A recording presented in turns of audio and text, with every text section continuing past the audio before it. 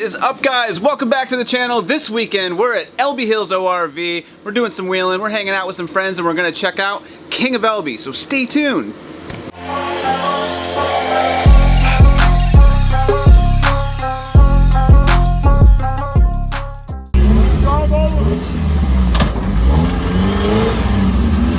Give him a bump. He needs a bump.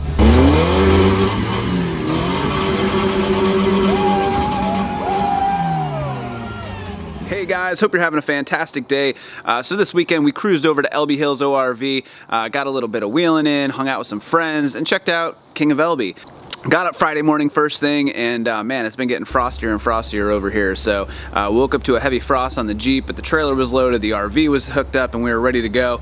Pulled out early, and I live on the east side of Washington, so we cruised over White Pass, over the Cascades, and headed to the town of Eatonville, where my buddy lives. I knew that Elbe was going to be pretty packed with trailers and campers and everything else, and it was. So my buddy has a lot of space, said, hey, cruise over and camp with me.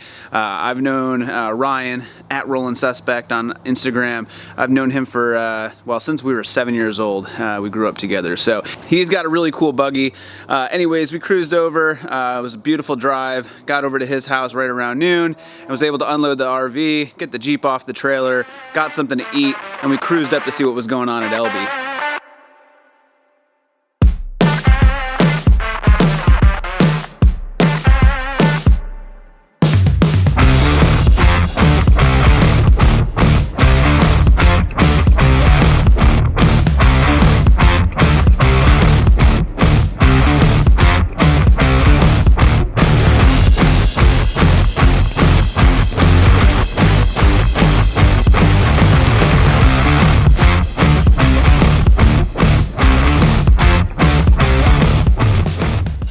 So he kind of lives in the perfect spot where, you know, his rig is not road legal, but he can ride back trails from his house right to the parking lot in Elbe.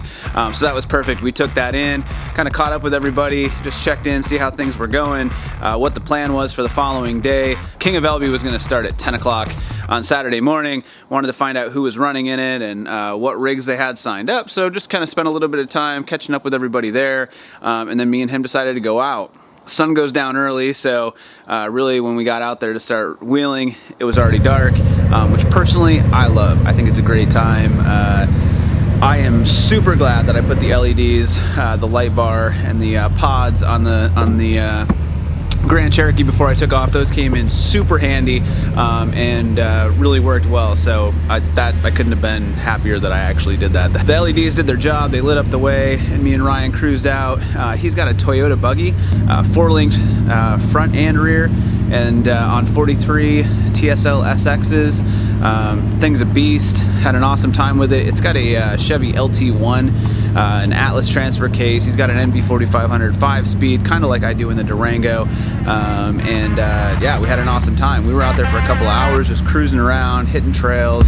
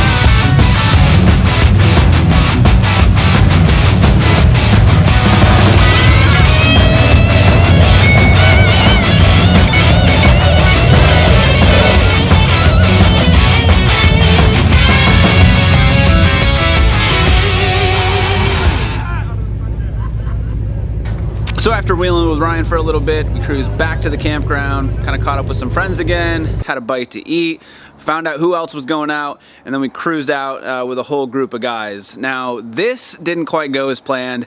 We kind of cruised up the same trail again. There's this sunrise trail.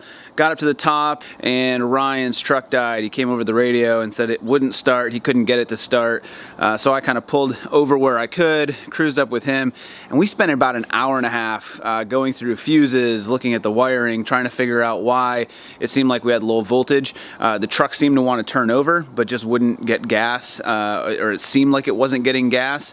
I think it was a low voltage issue. We thought it was kind of a wiring deal. Thought about crankshaft sensor, mass airflow sensor, some of those things, but we're in the middle of a trail with a big heavy rig, and mine probably wasn't going to be capable of pulling his out. So keeping in mind that mine is limited slip in the rear and open in the front, so I'm not locked up. I'm on 37, so you know it's capable, but also his is a fully caged buggy that weighs a lot more than mine weighs. So I thought pulling him backwards out of the trail, which is what we would have had to do to get it out of there, wasn't really feasible. So after about an hour and a half of playing around with his rig, we decided, hey, let's go down and find somebody. Found his buddy Tristan. And Tristan and his girlfriend Abby came back up. Tristan's got a bad Toyota with 2.5 ton Rockwells under it. That was a little bit more feasible to yank Ryan's rig backwards down the trail. We had to navigate over a bridge while not letting the tires drop off one side and potentially roll the rig. So there was some maneuvering with the winch line. Also, when you have a rig that won't start and you have full hydro steering, you basically have no steering. So there was a lot of prying the steering wheel back and forth. Eventually, we managed to get back up onto one of the side roads up there. Me and Ryan spent a little while trying to turn the rig around, and by about 11:30, we finally decided we were gonna call it.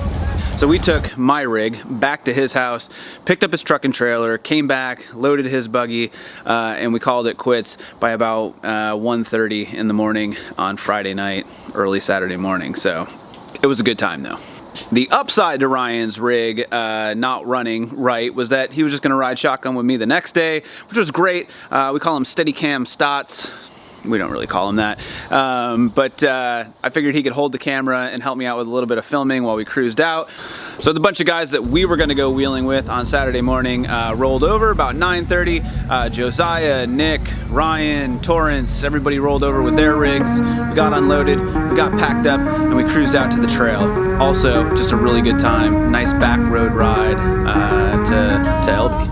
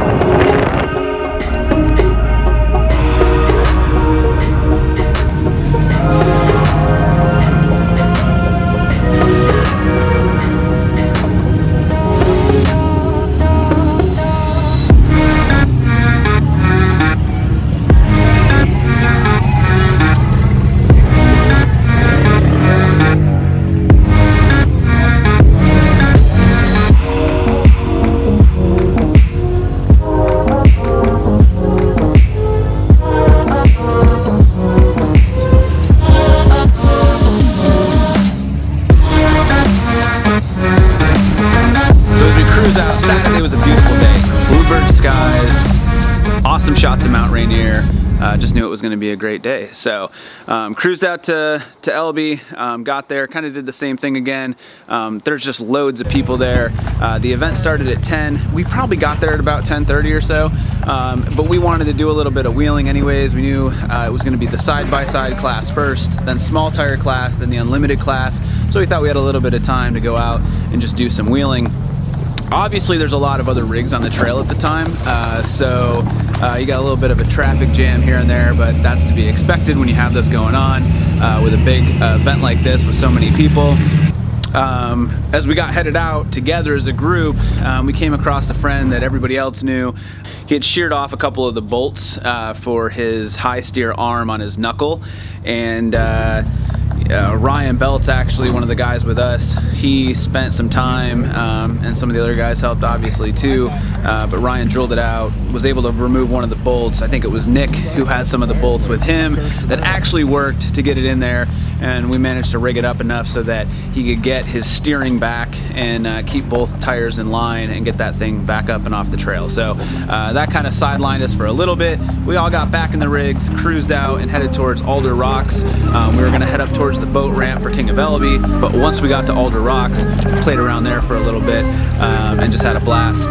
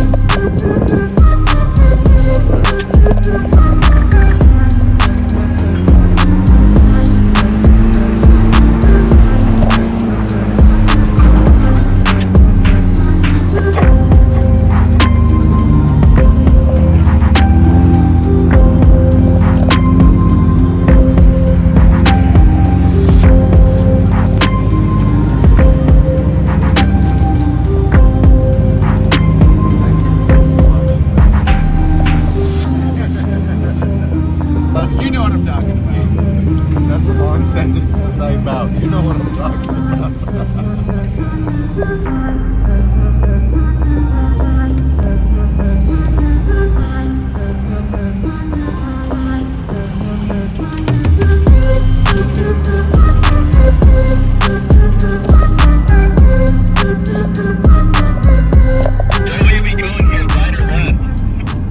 Ryan's got an awesome setup on his Toyota, locked front and rear. I believe he was even on either 39.5-inch IROCs, 40-inch IROCs, whatever it is.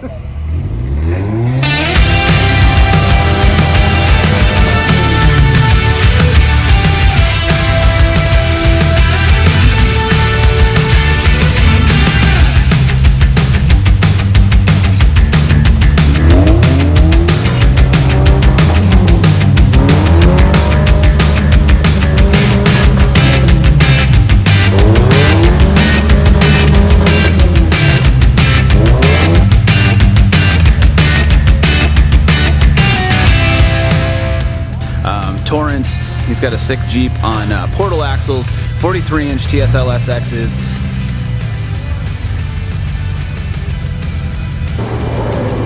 So I watched these guys play around for a little bit in Alder Rocks and decided that with a Jeep with an open front diff and limited slip in the rear and 37s, I probably wasn't going to do too well in those rocks. I'd probably get hung up, so I decided to kind of go the other bypass route and not go through the rocks, which was a good idea because when all was said and done, Josiah, Ryan, Torrance, they all let their rigs do work there. and ultimately each one of them had to winch out of there. I mean, the boulders are as big as the tires are, so trying to keep your diff off of them or keep something from getting hung up without the other front or back sliding into something else is definitely a challenge, but it was really cool to watch. A lot of other rigs came through while we were there.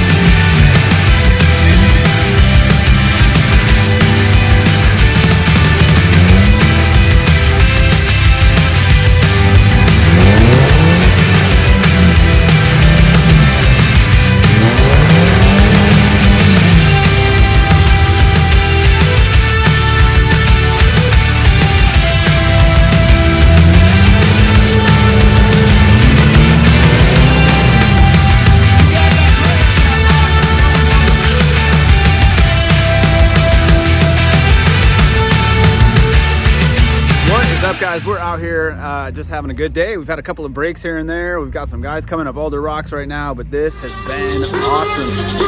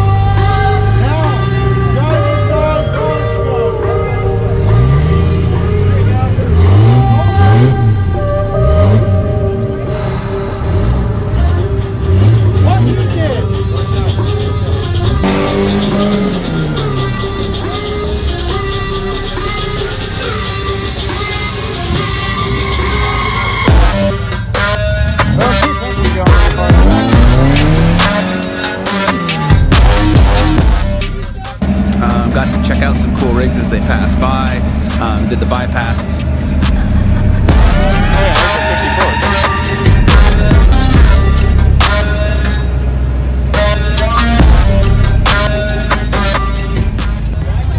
So Josiah's in the Chevy Colorado. It is an awesome rig. It's on 1 tons, I believe, and I think he's running 42-inch IROCs. Just a really sick rig. It looks really well built, and it's got a turbo Honda motor in it. Hit him up on Facebook. I'll make sure I add his name in here, and you can check that thing out too. He could probably tell you a little bit more about it than I can, but really sick rig to watch.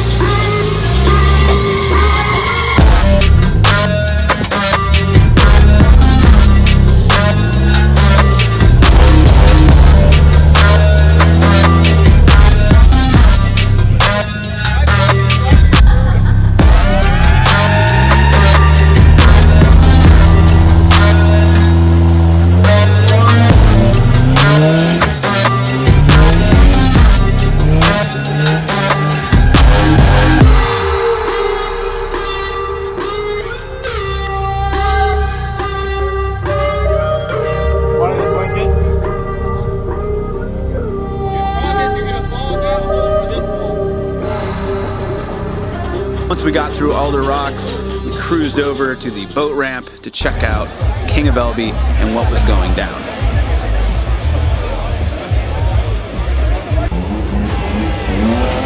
So it turns out by the time we got there, I think it was Josh Oates piloting Tommy Thompson's Toyota, and this was the last run of the Unlimited series.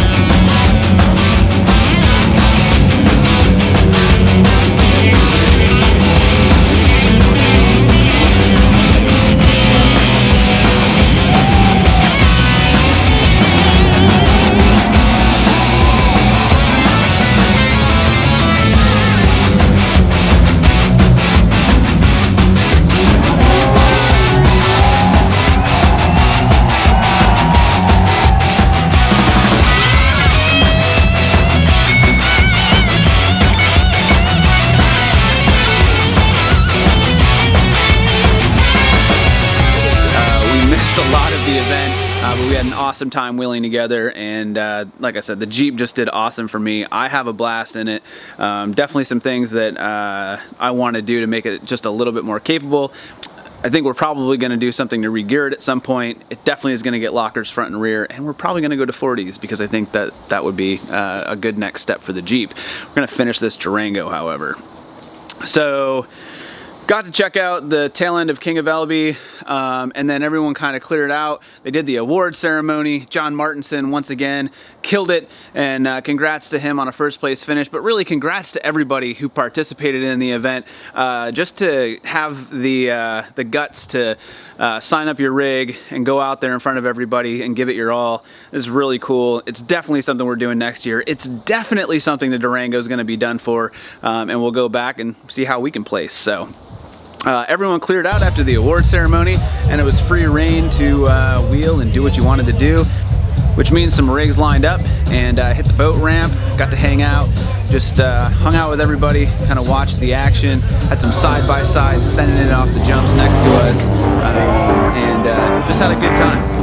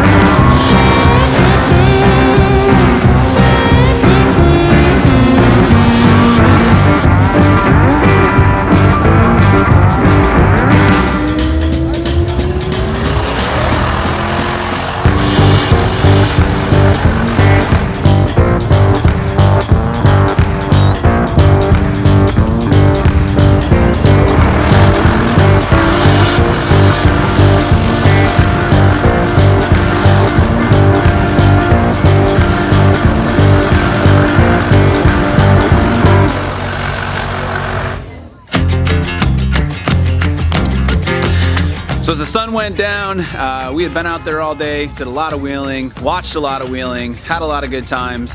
It was time to head back to camp and call it a day. So all in all, had an awesome weekend. The Jeep did amazing. I'll do another little video, but I will tell you that the changes that I made just before I left, the coil spring retainers in particular, that extra 1/4 inch that I added to it and about 1.5 inches in length, it definitely helped the spring retention a ton. So these things didn't pop out at all. It just did its job. Like I said, the lights, huge help. Super glad that that worked. And there was a couple of other things I did here and there. I'll actually, like I said, show you that on a different video. I needed to trim out a little bit in the back where my fuel tank was hitting on my truss on the rear axle. I did that. My clearances were awesome. The Jeep just did amazing. So 4 low, crawling through a lot of this stuff. I never had one issue getting over anything and making it work. So tried to get as much footage as I could. Still a little bit of a learning curve with some of that stuff, but we'll keep working on that, and we'll see if we can get some more footage from the outside of the Jeep. So after an awesome weekend, it was time to load it back up, put the Jeep back on the trailer, said goodbye to Ryan, and hit the road, headed back over the pass. Honestly, even the drive back over, White Pass, awesome views, and good times. So had a great weekend with everybody. Super stoked to go back out there sometime soon. I always love Elbe. I think it's a great time.